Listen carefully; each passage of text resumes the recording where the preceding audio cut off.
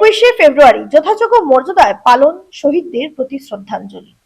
আজ মহান 21শে ফেব্রুয়ারি আন্তর্জাতিক মাতৃভাষা শহীদ দিবস উপলক্ষে শিলচর স্টেশনে শ্রদ্ধার্ঘ্য অর্পণ করেন এআইডিএসও, এআইএমএসএস, এআইডিওয়াইও এবং কমসমলের কাছাড় জেলা কমিটি। শিলচর রেল স্টেশনে সকাল 9টায় শহীদ স্মৃতিতে মাল্যদান করেন সংগঠনগুলির রাজ্য ও জেলা নেতৃত্ব। উপস্থিত জনতার উদ্দেশ্যে বক্তব্য রাখতে গিয়ে এআইডিএসও এর রাজ্য সভাপতি হিল্লোল ভট্টাচার্য 1952 সালের ভাষা আন্দোলনে শহীদ আবুল, রফিক, সালাম, বরকত, জব্বার সহ অন্যান্যদের আত্মবলিদান স্মরণ করেন। পাশাপাশি আসামের ভাষা আন্দোলনের শহীদদেরও শ্রদ্ধার সঙ্গে স্মরণ করা হয়। বক্তারা মাতৃভাষার অধিকার ও মর্যাদা রক্ষায় ঐক্যবদ্ধ আন্দোলন গড়ে তোলার আহ্বান জানান। অনুষ্ঠানে সঙ্গীত পরিবেশন করেন গৌতম নন্দী। এই যে দিনটি আজকে আমরা শিলচর রেল স্টেশন চত্বরেও আজকে আমরা শ্রদ্ধার সঙ্গে যারা যারা পৃথিবীর মাটিতে মাতৃভাষার মর্যাদা রক্ষার জন্য প্রাণদান করেছেন, আমরা প্রত্যেককে শ্রদ্ধার নিবেদন এখানে করছি। এই শিলচর রেল স্টেশন চত্বরে 1961 সনের 19শে মে এখানে একটি বিশাল বড় মাতৃভাষা আন্দোলন সংগঠিত হয়েছে।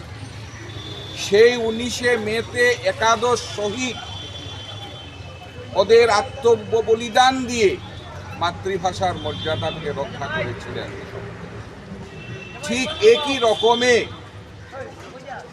ভারতবর্ষ যখন 1947 সালে ভারতবর্ষ যখন ভাগ হয়ে যায়, ভারতেরই একটা অংশ পাকিস্তান হয়ে যায়, সেই সময়ে সেই জায়গাতে উর্দু ভাষাকে সেই দেশের বাংলা ভাষী জনসাধারণের কে উর্দু ভাষা জোর করে চাপিয়ে দেওয়ার একটি ষড়যন্ত্র রচিত হয়।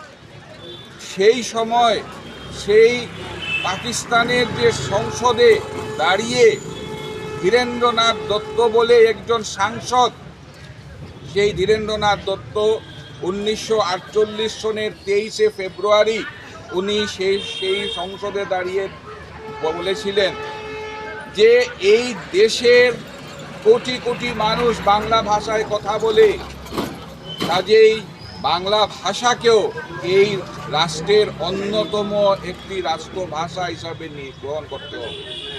কিন্তু সেই দিন সংসদে তার পক্ষে দাঁড়িয়ে কথা বলার লোক ছিল না।